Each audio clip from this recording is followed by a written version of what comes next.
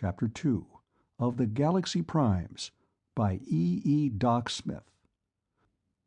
The Galaxy Primes. Chapter 2. Next morning Garlock was the last one, by a fraction of a minute, into the main. "Good morning, all," he said with a slight smile. "Huh? How come?" James demanded, as all four started toward the dining nook. Garlock's smile widened. "Lola. She brought me a pot of coffee and wouldn't let me out until I drank it." "Brought?" "Yeah. They haven't read their room tapes yet, so they don't know that room service is practically unlimited." "Why didn't I think of that coffee business a couple of years ago?" "Well, why didn't I think of it myself 10 years ago?" Bell's eyes had been going from one man to the other. "Just what are you two talking about? If it's anybody's business except your own." "He's an early morning grouch," James explained as they sat down at the table. "Not fit to associate with man or beast, not even his own dog, if he had one, when he first gets up. How come you were smart enough to get the answer so quick, Brownie?" "Oh, the pattern isn't too rare." She shrugged daintily, sweeping the compliment aside. "Especially among men on big jobs who work under tremendous pressure." "Then how about Jim?" Bell asked. "Clee's the big brain, not me," James said. "You're a lot bigger brain than any of the men Lola's talking about," Bell insisted. "That's true," Lola agreed. "But Jim probably must be, an icebox raider. Eats in the middle of the night. Clee probably doesn't. It's a good bet that he doesn't nibble between meals at all. Check, Clee?" "Check. But what has an empty stomach got to do with the case?" "Everything. Nobody knows how. Lots of theories. Enzymes, blood sugar, endocrine balance, what have you, but no proof. It isn't always true. However, 6 or 7 hours of empty stomach in a man who takes his job to bed with him is very apt to uglify his pre-breakfast disposition." Breakfast over and out in the main. "But when a man's disposition is ugly all the time, how can you tell the difference?" Bell asked innocently. "I'll let that pass." Garlock's smile disappeared. "Because we've got work to do. Have any of you thought of any improvement on Lola's monogamous society?" No one had, in fact. "There may be a loophole in it," Lola said thoughtfully. "Did any of you happen to notice whether they know anything about artificial insemination?" "Do you think I'd stand for that?" Bell blazed, before Garlock could begin to search his mind. "I'd scratch anybody's eyes out. If you'd thought of that idea as a woman instead of as a near Ph.D. in anthropology, you'd have thrown it into the converter before it even hatched." "Invasion of privacy? That covers it, of course, but I didn't think it would bother you a bit." Lola paused, studying the other girl intently. "You're quite a problem yourself. Callous, utterly savage humor, yet very sensitive in some ways. Fastidious." "I'm not on the table for dissection," Bell snapped. "Study me all you please, but keep the notes in your notebook. I'd suggest you study Clee." "Oh, I have been. He baffles me, too. I'm not very good yet. You—" "That's the under—" "Cut it!" Garlock ordered sharply. "I said we had work to do. Jim, you're hunting up the nearest observatory." "How about transportation? No teleportation?" "Out. Rent a car or hire a plane, or both. Fill your wallet. Better have too much money than not enough. If you're too far away tonight to make it feasible to come back here, send me a flash. Brownie, you'll work this town first. Bell and I will have to work in the library for a while. We'll all want to compare notes tonight." "Yeah," James said into the pause. "I could tune in remote, but I don't know where I'll be, so it might not be so good. Check. You can port, but be damn sure nobody sees or senses you doing it. That bugs it up, I guess." James and Lola left the ship. Garlock and Bell went into the library. "If I didn't know you were impotent, Clee," Bell shivered affectedly and began to laugh, I'd be scared to death to be alone with you in this great big spaceship. Lola hasn't realized it yet what she really hatched out. The screamingest screamer ever pulled on anybody." "It isn't that funny.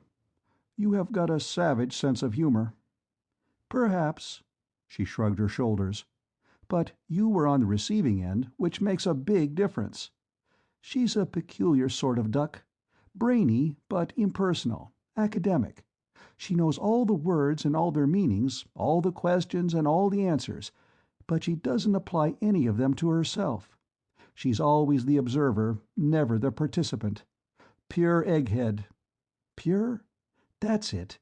She looks, acts, talks, and thinks like a virgin. Well, if that's all, she isn't any. Or is she?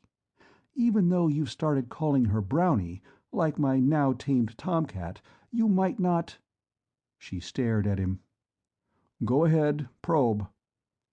"Why waste energy trying to crack a prime shield? But just out of curiosity, are you two pairing or not?" "Tut tut, don't be inner Bane. Let's talk about Jim instead. I thought he'd be gibbering."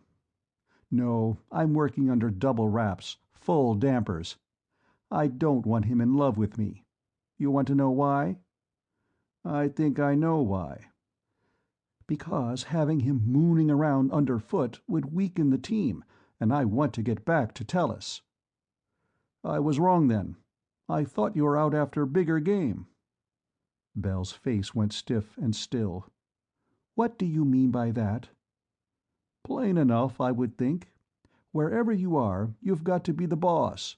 You've never been in any kind of a party for 15 minutes without taking it over. When you snap the whip, everybody jumps, or else, and you swing a wicked knife. For your information, I don't jump. I am familiar with knives, and you will never run this project, or any part of it." Bell's face set. Her eyes hardened. "While we're putting out information, take note that I'm just as good with actual knives as with figurative ones. If you're still thinking of blistering my fanny, don't try it. You'll find a rawhide haft sticking up out of one of those muscles you're so proud of. Clear enough, Mr. Garlock?" "Why don't you talk sense, instead of such yak-yak?" "Huh?" "I know you're a prime too, but don't let it go to your head. I've got more stuff than you have, so you can't Gunther me. You weigh 135 to my 217. I'm harder, stronger, and faster than you are. You're probably a bit limberer, not too much, but I forgot more judo than you will ever know. So what's the answer?" Bell was breathing hard. "Then why don't you do it right now?" "Several reasons. I couldn't brag much about licking anybody I outweigh by 82 pounds. I can't figure out your logic, if any, but I'm pretty sure now it wouldn't do either of us any good. Just the opposite." "From your standpoint, would that be bad?" "What a hell of a logic. You have got the finest brain of any woman living. You're stronger than Jim is by a lot more than the prime-to-operator ratio. You've got more initiative, more drive, more guts. You know as well as I do what your brain may mean before we get back. Why in all hell don't you start using it?" "You are complimenting me?" "No. It's the truth, isn't it?" "What difference does that make? Clee Garlock, I simply can't understand you at all." "That makes it mutual. I can't understand a geometry in which the crookedest line between any two given points is the best line. Let's get to work, shall we?" "Uh-huh, let's. One more bit of information, though, first. Any such idea as taking the project away from you simply never entered my mind." She gave him a warm and friendly smile as she walked over to the file cabinets. For hours then they worked, each scanning tape after tape. At midday they ate a light lunch. Shortly thereafter, Garlock put away his reader and all his loose tapes. "Are you getting anywhere, Bell? I'm not making any progress." "Yes, but of course planets are probably pretty much the same everywhere. Tellus-type ones, I mean, of course. Is all the xenology as cockeyed as I'm afraid it must be?" "Check. The one basic assumption was that there are no human beings other than Tellurians. From that they derive the secondary assumption that humanoid types will be scarce. From there they scatter out in all directions. So I'll have to roll my own. I've got to see Aderlin anyway. I'll be back for supper. So long." At the port office, Grand Lady Neldine met him even more enthusiastically than before, taking both his hands and pressing them against her firm, almost bare breasts. She tried to hold back as Garlock led her along the corridor. "I have an explanation, and in a sense an apology, for you, Grand Lady Neldine, and for you, Governor Aderlin," he thought carefully. "I would have explained yesterday, but I had no understanding of the situation here until our anthropologist, Lola Montandon, elucidated it very laboriously to me. She herself, a scientist highly trained in that specialty, could grasp it only by referring back to somewhat similar situations which may have existed in the remote past, so remote a past that the concept is known only to specialists, and is more than half mythical even to them."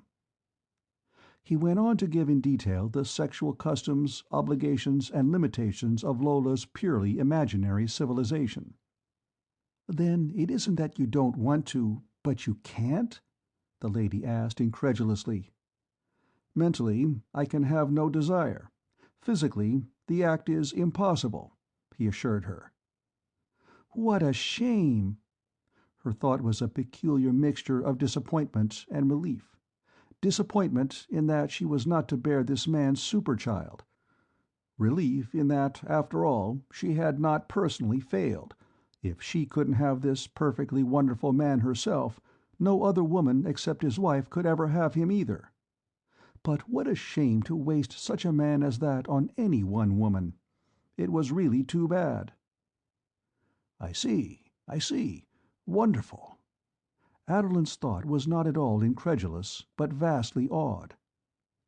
"It is, of course, logical that as the power of mind increases, physical matters become less and less important. But you will have much to give us. We may perhaps have some small things to give you. If we could visit your Tellus, perhaps—" "That also is impossible. We four in the Pleiades are lost in space. This is the first planet we have visited on our first trial of a new method, new to us at least, of interstellar travel. We missed our objective, probably by many millions of parsecs, and it is quite possible that we four will never be able to find our way back. We are trying now, by charting the galaxies throughout billions of cubic parsecs of space, to find merely the direction in which our own galaxy lies." "What a concept! What stupendous minds! But such immense distances, sir! What can you possibly be using for a space drive?" "None, as you understand the term. We travel by instantaneous translation, by means of something we call Gunther. I am not at all sure that I can explain it to you satisfactorily, but I will try to do so if you wish." "Please do so, sir, by all means." Garlock opened the highest Gunther cells of his mind. There was nothing as elementary as telepathy, teleportation, telekinesis, or the like. It was the pure, raw Gunther of the Gunther drive, which even he himself made no pretense of understanding fully. He opened those cells and pushed that knowledge at the two Hodelian minds. The result was just as instantaneous and just as catastrophic as Garlock had expected. Both blocks went up almost instantly. "Oh, no!" Aderlin exclaimed, his face turning white. The girl shrieked once, covered her face with her hands, and collapsed on the floor. "Oh, I'm so sorry. Excuse my ignorance, please," Garlock implored as he picked the girl up, carried her across the room to a sofa, and assured himself that she had not been really hurt. She recovered quickly. "I'm very sorry, Grand Lady Neldine and Governor Aderlin, but I didn't know, that is, I didn't realize—" "You are trying to break it gently." Aderlin was both shocked and despondent. "This being the first planet you have visited, you simply did not realize how feeble our minds really are." "Oh, not at all, really, sir and lady." Garlock began deftly to repair the morale he had shattered. "Merely younger. With your system of genetics, so much more logical and efficient than our strict monogamy, your race will undoubtedly make more progress in a few centuries than we made in many millennia. And in a few centuries more you will pass us, will master this only partially known Gunther drive. Aesthetically, Lady Neldine, I would like very much to father you a child." He allowed his coldly unmoved gaze to survey her charms. "I am sorry indeed that it cannot be.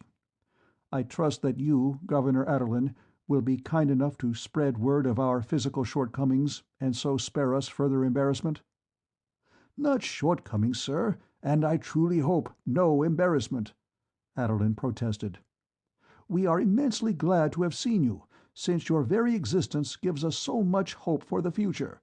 I will spread word, and every Hodelian will do whatever he can to help you in your quest." "Thank you, sir and lady," and Garlock took his leave.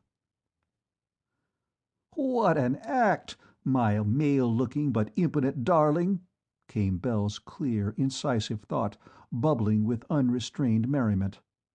"For our Dr. Garlock, the prime exponent and first discipline of truth, what an act! Aesthetically, he'd like to father her a child, it says here in fine print. Boy, if she only knew! One tiny grain of truth, and she'd chase you from here to Andromeda. Clee, I swear this thing is going to kill me yet." "Anything that would do that, I'm very much in favor of." Garlock growled the thought and snapped up his shield. This one was quite definitely Bell's round. Garlock took the Hodelian equivalent of a bus to the center of the city, then set out aimlessly to walk. The buildings and their arrangement, he noted, not much to his surprise now, were not too different from those of the cities of Earth. With his guard down to about the 6th level, highly receptive but not at all selective, he strolled up one street and down another. He was not attentive to detail yet. He was trying to get the broad aspects, the feel of this hitherto unknown civilization. The ether was practically saturated with thought. Apparently, this was the afternoon rush hour, as the sidewalks were crowded with people and the streets were full of cars. It did not seem as though anyone, whether in the buildings, on the sidewalks, or in the cars, was doing any blocking at all. If there were any such things as secrets on Hodel, they were scarce. Each person, man, woman, or child, went about his own business, radiating full blast. No one paid any attention to the thoughts of anyone else except in the case of couples or groups, the units of which were engaged in conversation. It reminded Garlock of a big Tellurian party when the punch bowls were running low, everybody talking at the top of his voice and nobody listening. This whole gale of thought was blowing over Garlock's receptors like a great plains wind over miles-wide fields of corn. He did not address anyone directly. No one addressed him. At first, quite a few young women, at sight of his unusual physique, had sent out tentative feelers of thought, and some men had wondered, in the same tentative and indirect fashion, who he was and where he came from. However, when the information he had given Aderlin spread throughout the city, and it did not take long, no one paid any more attention to him than they did to each other. Probing into and through various buildings, he learned that groups of people were quitting work at intervals of about 15 minutes. There were thoughts of tidying up desks, of letting the rest of this junk go until tomorrow, of putting away and or covering up office machines of various sorts. There were thoughts of powdering noses and of repairing makeup. He pulled in his receptors and scanned the crowded ways for guardians. He'd have to call them that until either he or Lola found out their real name. Same as at the airport. The more people, the more guardians. What were they? How? And why? He probed, carefully but thoroughly. When he had talked to the Arpalone, he had read him easily enough, but here there was nothing whatever to read. The creature simply was not thinking at all. But that didn't make sense. Garlock tuned, first down, then up, and finally, at the very top of his range, he found something. But he did not at first know what it was. It seemed to be a mass detector. No, 2 of them, paired and balanced. Oh, that was it. One tuned to humanity, one to the other Guardians, balanced across a sort of bridge. That was how they kept the ratio so constant. But why? There seemed to be some wide-range receptors there too, but nothing seemed to be coming in. While he was still studying and still baffled, some kind of stimulus, which was so high and so faint and so alien that he could neither identify nor interpret it, touched the Arpalone's far-flung receptors. Instantly the creature jumped, his powerful, widely bowed legs sending him high above the heads of the crowd, and, it seemed to Garlock, directly toward him. Simultaneously there was an insistent, low-pitched, whistling scream, somewhat like the noise made by an airplane in a no-power dive, and Garlock saw, out of the corner of one eye, a yellowish something flashing downward through the air. At the same moment, the woman immediately in front of Garlock stifled a scream and jumped backward, bumping into him and almost knocking him down. He staggered, caught his balance, and automatically put his arm around his assailant, to keep her from falling to the sidewalk. In the meantime, the Guardian, having landed very close to the spot the woman had occupied a moment before, leapt again, this time vertically upward. The thing, whatever it was now breaking frantically with wings, tail, and body, trying madly to get away. Too late. There was a bone-crushing impact as the 2 bodies came together in mid-air. A jarring thud as the 2 creatures, inextricably intertwined, struck the pavement as one. The thing varied in color, Garlock now saw, shading from bright orange at the head to pale yellow at the tail. It had a savagely tearing curved beak, tremendously powerful wings. Its short, thick legs ended in hawk-like talons. The Guardian's bowed legs had already immobilized the yellow wings by clamping them solidly against the yellow body. His 2 lower arms were holding the frightful talons out of action. His third hand gripped the orange throat. His fourth was exerting tremendous force against the jointure of neck and body. The neck, originally short, was beginning to stretch. For several seconds, Garlock had been half conscious that his accidental companion was trying, with more and more energy, to disengage his encircling left arm from her waist. He wrenched his attention away from the spectacular fight, to which no one else, not even the near victim, had paid the slightest attention, and now saw that he had his arm around the bare waist of a statuesque matron whose entire costume would have made perhaps half a Tellurian sunsuit. He dropped his arm with a quick and abject apology. "I should apologize to you instead, Captain Garlock," she thought, with a wide and friendly smile, "for knocking you down, and I thank you for catching me before I fell. I should not have been startled, of course.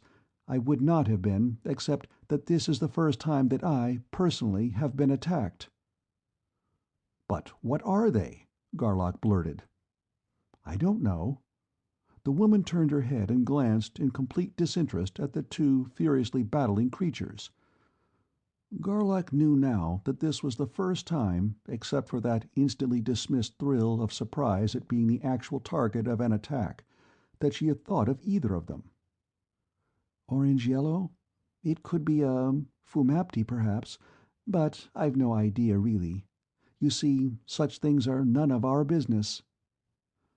She thought at him, a half-shrug, half-grimace of mild distaste, not at the personal contact with the man, nor at the savage duel, but at even thinking of either the Guardian or the yellow monster, and walked away into the crowd.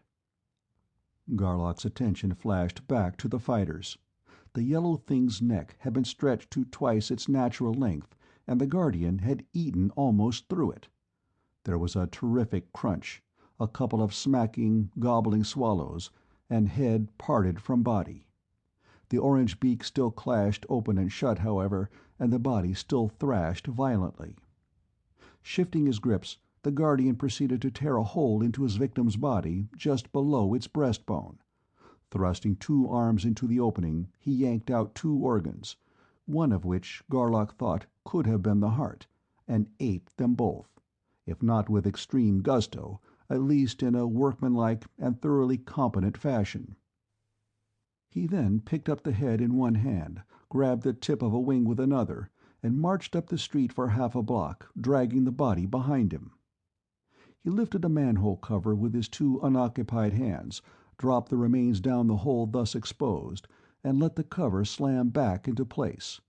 He then squatted down, licked himself meticulously clean with a long, black, extremely agile tongue, and went on about his enigmatic business quite as though nothing had happened. Garlock strolled around a few minutes longer, but could not recapture any interest in the doings of the human beings around him. He had filed away every detail of what had just happened, and it had so many bizarre aspects that he could not think of anything else. Wherefore he flagged down a taxi and was taken out to the Pleiades. Bell and Lola were in the main. "I saw the damnedest thing, Clee!" Lola exclaimed. "I've been gnawing my fingernails off up to the knuckles waiting for you." Lola's experience had been very similar to Garlock's own, except in that her monster was an intense green in color and looked something like a bat about 4 feet long, with 6-inch canine teeth and several stingers. "Did you find out the name of the thing?" Garlock asked. "No. I asked half a dozen people, but nobody would even listen to me except one half-grown boy, and the best he could do was that it might be something he had heard another boy say somebody had told him might be a Lemart. And as to those lower-case Arpalones, the best I could dig out of anybody was just Guardians. Did you do any better?" "No, I didn't do as well." And he told the girls about his own experience. "But I didn't find any detectors or receptors, Clee." Lola frowned. "Where were they?" "Way up here." He showed her. "I'll make a full tape tonight on everything I found out about the Guardians and the Arpalones, besides my regular report, I mean. Since they're yours, and you can make me one about your friend the Green Bat." "Hey, I like that," Bell broke in. "That could be taken amiss, by such a sensitive soul as I." "Check," Garlock chuckled. "I'll have to file that one in case I want to use it sometime. How are you coming, Bell?" "Nice." Bell's voracious mind had been so busy absorbing new knowledge that she had temporarily forgotten about her fight with her captain. "I'm just about done here. I'll be ready tomorrow, I think, to visit their library and tape up some planetological and planetographical—notice how insouciantly I toss off those 2-credit words—data on this here planet Hodel." "Good going. You've been listening to this stuff Lola and I were chewing on. Does any of it make sense to you?" "It does not. I never heard anything to compare with it." "Excuse me for changing the subject," Lola put in plaintively, "but when, if ever, do we eat? Do we have to wait until that confounded James boy gets back from wherever it was he went?" "If you're hungry, we'll eat now." "Hungry? Look!" Lola turned herself sidewise, placed one hand in the small of her back, and pressed hard with the other her flat, taut belly. "See? Only a couple of inches from belt buckle to backbone, dangerously close to the point of utter collapse." "You poor, abused little thing." Garlock laughed, and all three crossed the room to the dining alcove. While they were still ordering, James appeared beside them. "Find out anything?" Garlock asked. "Yes and no. Yes, in that they have an excellent observatory, with a 180-inch reflector, on a mountain only 75 miles from here. No, in that I didn't find any duplication of nebulary configurations with the stuff I had with me. However, it was relatively coarse. Tomorrow I'll take a lot of fine stuff along. It'll take some time, a full day at least." "I expected that. Good going, Jim." All four ate heartily, and after eating they taped up the day's reports. Then, tired from their first real day's work in weeks, all went to their rooms. A few minutes later, Garlock tapped lightly at Lola's door. "Come in." She stiffened involuntarily, then relaxed and smiled. "Oh yes, Clee, of course. You're—" "No, I'm not. I've been doing a lot of thinking about you since last night, and I may have come up with an answer or two. Also, Belle knows we aren't pairing, and if we don't hide behind a screen at least once in a while, she'll know we aren't going to. Screen? Screen. Didn't you know these 4 private rooms are solid? Haven't you read your house tapes yet? No. But do you think Belle would actually peek? Do you think she wouldn't? Well, I don't like her very much, but I wouldn't think she would do anything like that, Clee. It isn't urbane. She isn't urbane either whenever she thinks it might be advantageous not to be. What a terrible thing to say. Take it from me. If Belle Bellamy doesn't know everything that goes on, it isn't from lack of trying. You wouldn't know about room service either, then. Better scan that tape before you go to sleep tonight. What'll you have in the line of a drink to while away enough time so she will know we've been playing games? Ginger ale, please. I'll have ginger beer. You do it like so. He slid a panel aside, his fingers played briefly on a typewriter-like keyboard. Drinks and ice appeared. Anything you want. Details of the tape. He lighted 2 cigarettes, handed her one, stirred his drink. Now, fair lady, or should I say beauteous dark lady, we will follow the precept of that immortal Chinese philosopher, chin on. You are a prime operator, aren't you? She laughed, but sobered quickly. I'm worried. You said I flaunted virginity like a banner, and now Belle... What am I doing wrong? There's a lot wrong. Not so much what you're doing as what you aren't doing. You're too aloof, detached, eggheadish. You know the score, words and music, but you don't sing. All you do is listen. Belle thinks you're not only a physical virgin, but a psychic blocked prude. I know better. You're so full of conflict between what you want to do, what you know is right, and what those 3-cell-brained nincompoops made you think you ought to do, that you have got no more degrees of freedom than a piston rod. You haven't been yourself for a minute since you came aboard. Check? You have been thinking, haven't you? You may be right, except that it's been longer than that. Ever since the first preliminaries, I think. But what can I do about it, Clee? Contact. 3/4 full, say. Enough for me to give you what I think is the truth. But you said you never went screens down with a woman? There's a first time for everything. Come in. She did so, held contact for almost a minute, then pulled herself loose. Ugh, she shivered. I'm glad I haven't got a mind like that. And the same from me to you. Of course, the real truth may lie somewhere in between. I may be as far off the beam on one side as you are on the other. I hope so. But it cleared things up no end. It untied a million knots. Even that other thing, brotherly love, it's a very nice concept. You see, I never had any brothers. That's probably one thing that was the matter with you. Nothing warmer than that, certainly, and never will be. And I suppose you got the thought, it must have pumped up and smacked you.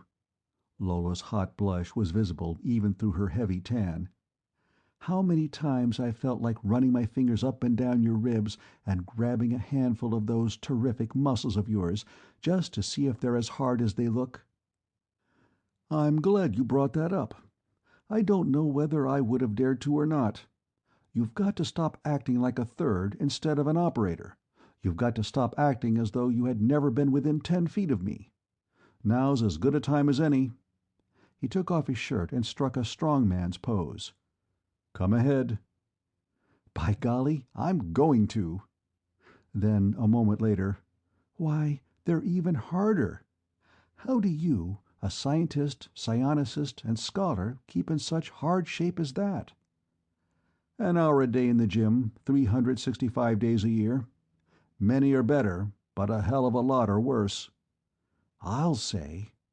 She finished her ginger ale, sat down in her chair, leaned back and put her legs up on the bed. That was a relief of tension, if there ever was one. I haven't felt so good since they picked me as hometown candidate, and that was a mighty small town, and 8 months ago. Bring on your dragons, Clee, and I'll slay 'em far and wide. But I can't actually be like she is. Thank God for that. Deliver me from two such pretzel benders aboard one ship. But I could have been a pretty good actress, I think. Correction, please. Outstanding is the word. Thank you, kind sir. And women, men too, of course, do bring up certain memories to... To roll 'em around on their tongues and give their taste buds a treat. Exactly. So where I don't have any appropriate actual memories to bring up, I'll make like an actress. Check? Good girl. Now you're rolling. We're in like Flynn. Well, we've been in screen long enough, I guess. Fare thee well, little Sister Brownie, until we meet again.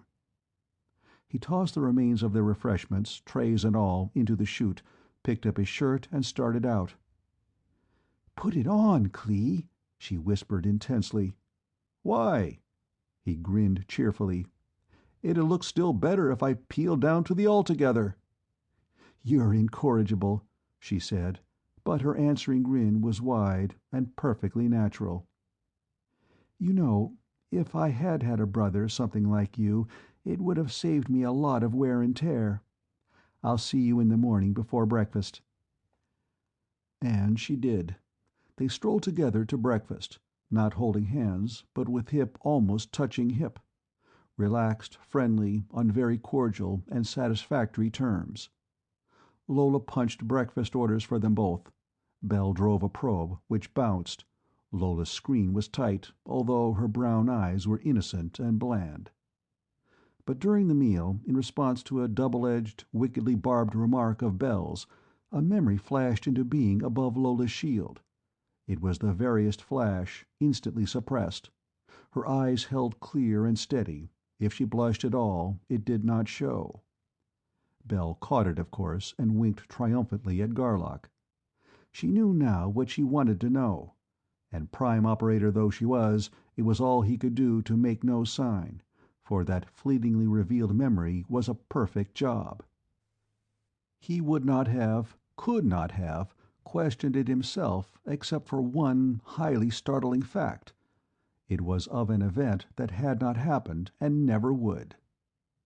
And after breakfast, at some distance from the others, "That is my girl, Brownie. You're firing on all 40 barrels. You're an operator, all right, and it takes a damn good one to lie like that with her mind." "Thanks to you, Clee. And thanks a million, really. I'm me again, I think." Then, since Belle was looking, she took him by both ears, pulled his head down, and kissed him lightly on the lips. The spontaneity and tenderness were perfect at that moment. Clee's appreciation was obvious. "I know I said you'd have to kiss me next time," Lola said, very low, "but this act needs just this much of an extra touch. Anyway, such little, tiny, sisterly ones as this, and out in public, don't count." End of Chapter 2.